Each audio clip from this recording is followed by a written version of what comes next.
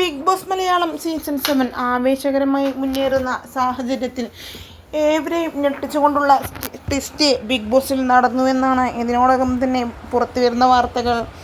അനുമോളല്ല അനീഷാണ് ജയിച്ചത് എന്നാണ് ഇതിനോടകം തന്നെ പുറത്തുവരുന്ന റിപ്പോർട്ടുകൾ.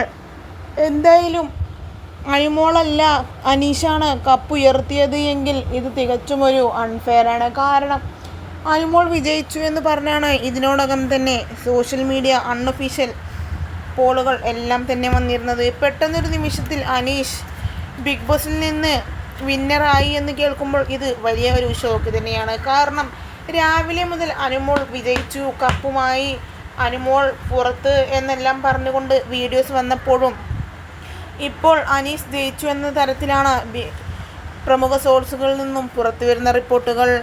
എന്തായാലും ആര് തന്നെ വിജയിച്ചാലും അർഹതപ്പെട്ട കൈകളിൽ തന്നെയാണ് ട്രോഫി എത്തിയത് എന്നുള്ള കാര്യത്തിൽ യാതൊരുവിധ സംശയവുമില്ല. കാരണം അനുമോളും അനീഷുമാണ് ഈ കപ്പ് ഉയർത്താൻ ഏറ്റവും കൂടുതൽ ഡിസേർവിങ്. എന്തായാലും അഭിനന്ദനങ്ങൾ.